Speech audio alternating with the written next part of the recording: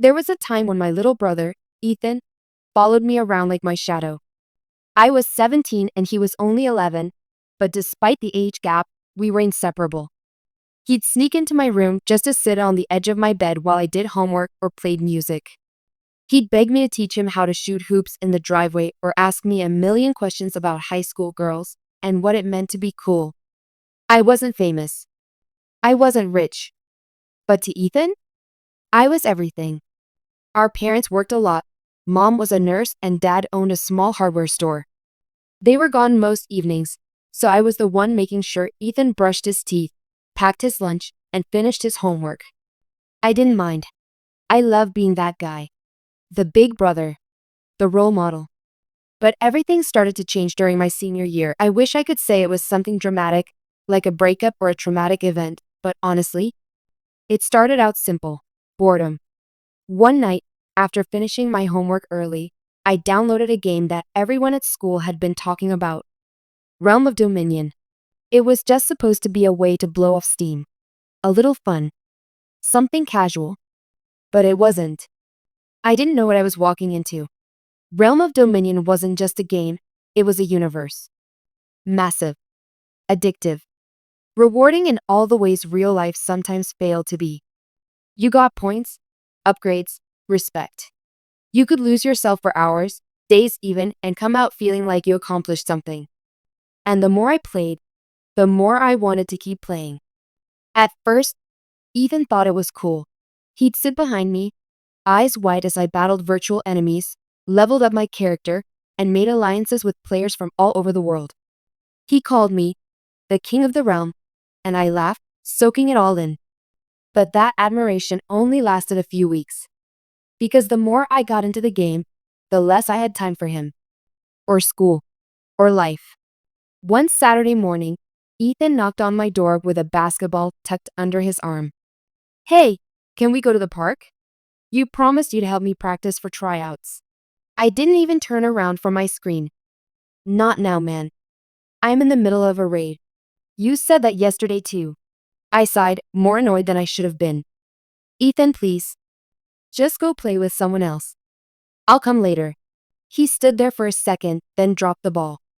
"You always say later. But later never comes." I didn't answer. I didn't even really hear him, not in the way I should have. He walked away, and I didn't move. That became our pattern. Missed games. Ignored promises. Late night arguments with mom and dad about my slipping grades. I started lying to them, to myself. Telling them I was studying when I was really grinding through game levels. Faking a stomachache to skip family dinner and play in a tournament. Using their credit card to buy in-game items without asking. It felt harmless at first. Like I was just bending reality a little to keep doing what I love. But slowly, I became someone I didn't recognize. I stopped showing up for Ethan entirely. One night, he came into my room holding a paper. It was a drawing. He used to do that a lot. He was amazing at sketching superheroes and scenes from his imagination. This one showed two characters. One was clearly me, wearing a hoodie and holding a controller like a sword. The other was a smaller figure with a worried expression, standing behind a cracked wall. "I drew us," he said, smiling. I barely glanced at it. "Cool, thanks." He stood there a little longer. "You're still my hero, even if you don't have time anymore." I felt a flicker of something, guilt maybe. But then the game music resumed and I brushed it away. "Close the door on your way out, okay?" He left silently. Looking back, I hate myself for how many moments like that I threw away. How many signs I ignored. Because while I was busy losing myself in a fantasy world, Ethan was slowly piecing together something in the real one, something I never saw coming. What I didn't know was that Ethan had started recording things. Not just me playing, but conversations. Moments. Lies I told our parents. Times I brushed him off or took money from Dad's wallet for game purchases. I don't think he knew why he was doing it at first. Maybe he just wanted proof I wasn't who I used to be. Maybe he was building a case against me in his own quiet way. All I knew was that the person I used to be, his hero, his protector, was fading fast. And the worst part? I didn't even care.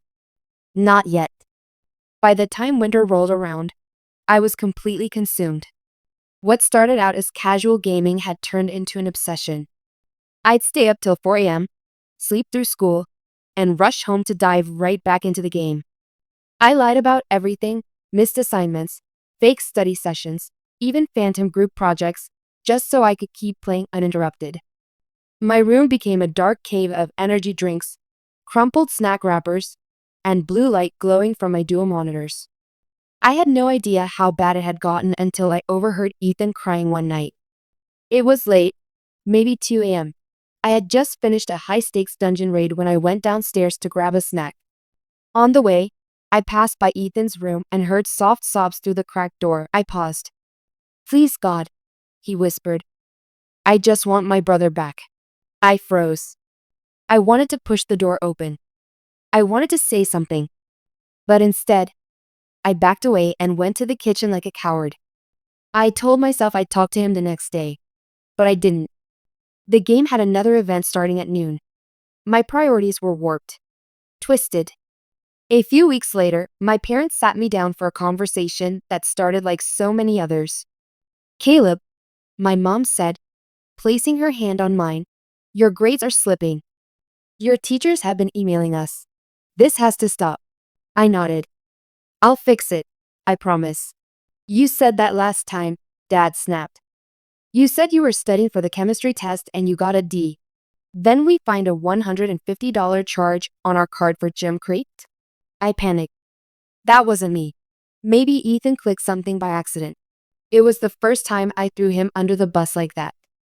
And it was the moment I truly crossed a line. I'll never forget the look on Ethan's face when they called him into the living room.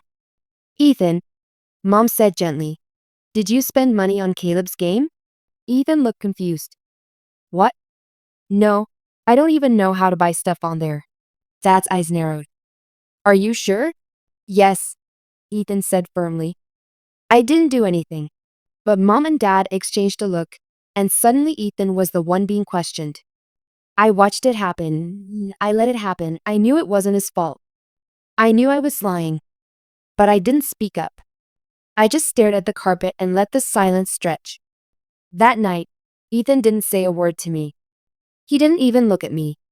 He shut his door and stayed in his room, and I, like a complete coward, told myself he'd forgive me eventually.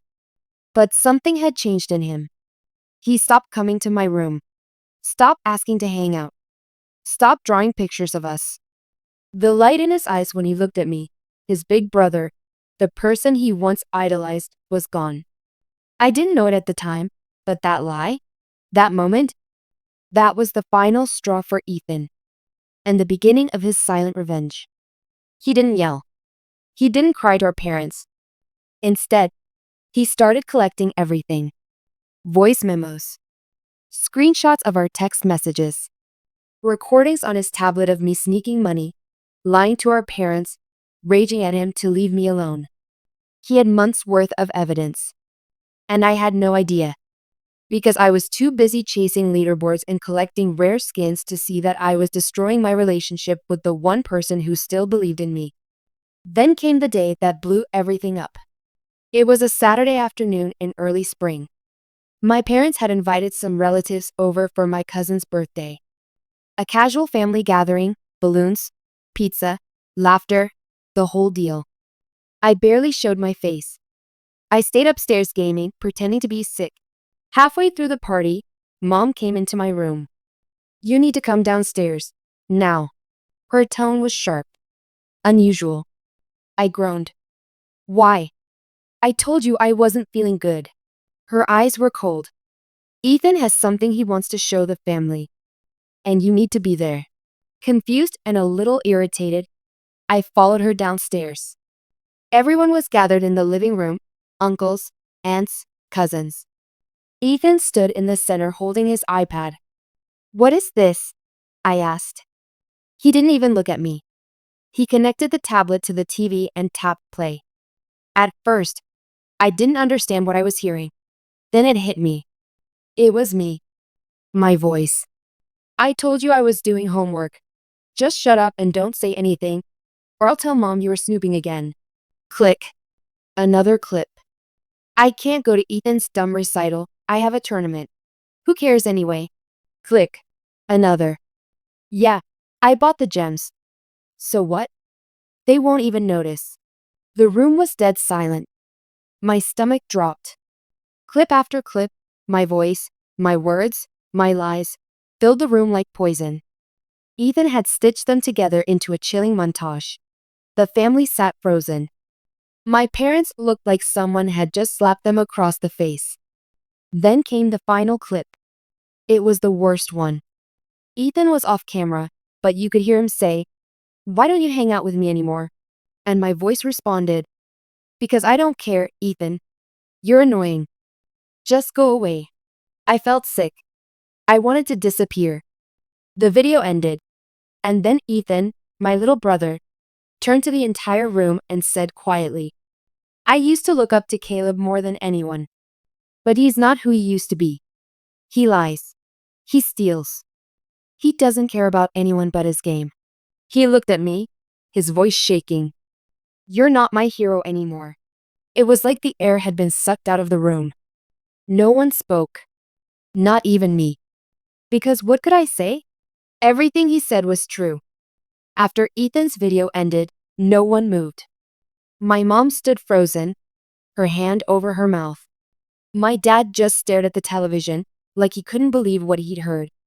My aunts and uncles avoided eye contact, and the kids, my younger cousins, looked confused and uncomfortable.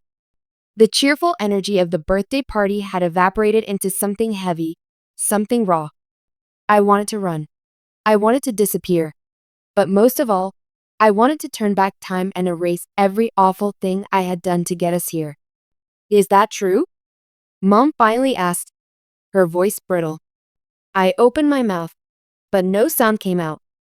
I looked at Ethan. His eyes weren't angry. They were hurt. And that made it worse. I didn't think it would get that bad," I mumbled, my voice cracking. "I wasn't trying to hurt anyone." My dad's voice was cold. "But you did. Over and over again. Your own brother." "I'm sorry," I whispered. "I didn't know he was recording." "You shouldn't need to be recorded to be honest." Mom snapped, her voice rising. "What happened to you, Caleb?" I didn't answer. I couldn't, because I didn't know the answer myself. Somewhere along the way, I'd lost the version of me that cared about Ethan more than anything. I traded him in for stats, fake achievements, and strangers online who didn't know me beyond my username. Ethan stepped forward. He looked so small in that moment, standing in front of all the adults, clutching his tablet with trembling hands. "I didn't want to hurt you either," he said quietly. "But I needed them to see the truth." And then he walked out. Just like that. No screaming, no drama. Just a quiet exit that hurt more than if he'd slapped me across the face. After that, the party slowly dissolved. Our relatives gave awkward hugs and made excuses to leave early. No one really knew what to say. The kid who was supposed to be the good one, the responsible big brother, had just been exposed like a villain in a courtroom. Once everyone was gone, my parents told me to go to my room. Not with anger, but with disappointment. And that cut deeper than anything else. I sat in the dark for hours, staring at my screen, the game still open. I couldn't bring myself to play it. For the first time in months, it felt meaningless. All the gear, the leaderboards, the in-game gold, none of it mattered. The next day, my parents took drastic action. They shut off the Wi-Fi. They took my laptop, my phone, and every piece of tech I had. It was like going cold turkey. And for the first few days, I panicked. Shaking hands, cold sweats, mood swings. I didn't realize just how deep the addiction had gone until it was ripped away. But the worst part wasn't losing access to the game. It was the silence between me and Ethan. He didn't talk to me. Not at breakfast. Not in the car. Not even when we were alone in the house. I tried apologizing, really apologizing, but he shut me out. Completely. And honestly, I couldn't blame him. What I did wasn't just careless. It was betrayal. A few weeks passed. Without the distraction of gaming, the world started to feel unbearably quiet. I tried reading, walking, journaling, but mostly, I just sat with the weight of my guilt. I started seeing a school counselor after my parents insisted on it. At first, I resisted. I said what I thought they wanted to hear. I'm fine. I'm better. It won't happen again. But one day, I finally broke down. I used to be someone my brother looked up to, I said. And now he won't even look at me. The counselor, a soft-spoken woman named Mrs. Grant, didn't lecture me. She just listened. And then she said something that stuck. Shame keeps us stuck in the past. But guilt? Guilt is a sign you still care. It's the first step toward change. That line echoed in my head for days. Because for the first time, I didn't just feel bad because I got caught. I felt bad because I finally understood what I had done to Ethan, to my parents, to myself. So I started doing something I hadn't done in a long time. I took responsibility. I cleaned out my room. I apologized to my parents without excuses. I went back to school and turned in late assignments, even if they wouldn't count. I helped cook dinner, did chores without being asked, and even signed up to volunteer at the community center on weekends. But Ethan? He still wouldn't talk to me. And that hurt more than anything else. One night, I found a crumpled piece of paper in the trash while taking it out. It was one of Ethan's drawings. It showed a superhero standing alone, his cape torn and his mask cracked. The words "Even heroes fall" were scrawled underneath. I sat on the back steps and stared at it for a long time, my heart in pieces. I didn't just want Ethan to forgive me. I wanted to become someone worth forgiving. It took nearly 2 months before Ethan said a single word to me again. 2 full months of awkward silences at dinner, closed doors, and quiet tension every time we crossed paths.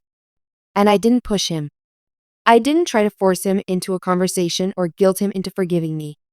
Because for once, I understood that I didn't get to decide when or if that forgiveness came. So instead, I focused on changing. Not for show, not to win him back, but because deep down, I was tired of being someone I didn't even respect. I stuck with the community center. I helped clean up the park on weekends and started mentoring some of the younger kids in math and reading. One of them reminded me a lot of Ethan, quiet, curious, always asking questions, and every time he smiled up at me with that innocent, unshaken trust, I thought, don't mess this up, Caleb. Not again. I also kept going to therapy. And slowly, the fog in my mind began to lift. I wasn't perfect. I still struggled with urges to go back to gaming, especially when I was stressed. But I set up boundaries, got a cheap flip phone so I wasn't online all the time, and started journaling. Writing about everything. My guilt. My memories. My regrets. One night, I even wrote Ethan a letter. A real one. On paper. Not a text or an email. I left it on his pillow and didn't expect anything in return. Dear Ethan, I don't deserve your forgiveness. I know that. But I want you to know I'm sorry. Not just for what I did, but for who I became. I lost myself in something that felt like an escape, but all it really did was make me blind to the people who loved me. You were my little brother. My best friend. The person I used to protect. And I hurt you. I said things I can't take back. I lied to mom and dad. I used you. I failed you. But the person who did those things, he's not who I want to be anymore. You don't owe me anything. Not even a second chance. But I'll keep showing up. I'll keep trying. Because you're worth it. Always were. Love. Caleb. He didn't say anything about the letter for days. I started to think maybe he didn't read it. Or worse, maybe he did, and it didn't matter. But then something shifted. One Saturday morning, I came downstairs to find Ethan at the table eating cereal. As I walked past him to grab a banana, he mumbled without looking up. You were really good with that kid at the park. I blinked. What? That kid. James. The one who's always asking you about science stuff. I saw you helping him. You were. Nice. I didn't know what to say. My throat tightened. Thanks, I finally said. And that was it. Nothing dramatic. Just the tiniest crack in the wall he'd built between us. But it meant everything. A few weeks later, Mom asked me to pick Ethan up from his baseball practice because she was running late. I expected him to ignore me the whole ride home, but to my surprise, he got in the car and said, "Can we stop for ice cream?" I nodded. Yeah, sure. We sat in the parking lot of Scoopy's, both of us quietly working through cones, when he finally turned to me and asked, "Why'd you get so into gaming anyway? Like, what were you trying to avoid?" I stared at my melting scoop for a long time before answering. "I don't know," I said honestly. At first, it was just fun. But then, I think I started to feel like I couldn't control anything else in my life. School was hard. Expectations were high. Everyone kept saying I had so much potential and I didn't even know what that meant. But in the game, I could win. I could level up. I felt important. Ethan nodded slowly. "You were important here too, you know?" His voice was quiet. To me, I looked at him, and for the first time in a long time, he wasn't just my little brother. He was someone wiser than I'd ever given him credit for. "I know," I said. "I just forgot for a while." He didn't say anything after that. But when we got home, he didn't head straight to his room. Instead, he followed me into the living room and sat beside me on the couch. We didn't talk. We just sat there. And it felt like, for the first time in months, there was hope. That night, I cried in my room. Not because I was sad, but because I finally understood what healing looked like. It wasn't dramatic. It wasn't instant. It was moments, tiny, silent moments, of trust being rebuilt, one conversation at a time. And I was willing to wait as long as it took. By the time summer rolled around, things between Ethan and me weren't perfect, but they were better. We weren't back to how we used to be when he'd follow me around the yard, pretending we were superhero brothers fighting imaginary villains. But we were talking again, laughing sometimes, sharing space. And every now and then, he'd even ask for my help with homework or want to watch a show together. The ice was melting. One Saturday in July, our parents planned a small barbecue for just the four of us. No extended family. No drama. Just burgers, music, and sunshine. It felt like one of those rare golden evenings where the world slows down and you get to just be. No screens, no expectations. After dinner, Ethan grabbed a basketball and nodded toward the driveway. "One-on-one?" I smiled. "You sure you're ready for the rematch?" He rolled his eyes, but I saw the grin tugging at the corner of his mouth. We played until it got dark. Neither of us kept score. It wasn't about winning. It was about reconnecting. And somewhere between trash talk and laughter, I realized this was the most alive I'd felt in a long time. Later that night, as we lay on the grass staring up at the stars, Ethan surprised me with a question. "Do you still want to go into game design?" I blinked. "What? You used to talk about it all the time," he said, arms folded behind his head. "Before everything. You know." I sat up, brushing grass from my shirt. "Yeah," I said slowly. "I think I still do. But now, I want to design games that help people. Not the kind that trap them." He nodded. "That's cool. Maybe you'll make one that actually brings families together instead of tearing them apart." That hit me harder than he probably meant it to. But I also knew he was right. I couldn't erase what had happened. But I could build something better moving forward. A few weeks later, I gave a speech at our local community center. My mentor, Mrs. Grant, had suggested I talk about screen addiction to a group of teens who were struggling. At first, I was terrified. Who was I to give advice? I was the guy who got exposed by his little brother at a birthday party. But she looked me in the eye and said, "That's exactly why they'll listen." So I stood in front of a room of teens, parents, and teachers and told the truth. About how I started gaming to escape. About how I lost my brother's trust. About how I lied, lashed out, and got so wrapped up in a fake world that I forgot how to live in the real one. And then I told them about Ethan, about how he had the courage I didn't, how his voice and his silence saved me from falling even deeper. When the talk was over, people clapped. But the moment that really mattered came after, when one boy walked up to me, tears in his eyes, and whispered, "I've been lying to my mom too. I think I need help." That's when I realized my story wasn't just a shameful chapter in my life. It was something I could use to connect, to warn, to heal. Ethan came to one of my later talks. I didn't know he was going to. He just showed up, sat quietly in the back, arms folded. But when it ended and I stepped off the stage, he walked up, reached into his backpack, and handed me something. It was a sketch. A new one. This time it wasn't of a broken superhero. It was of two brothers. One with a shield. One with a compass. They were standing side by side, facing the horizon.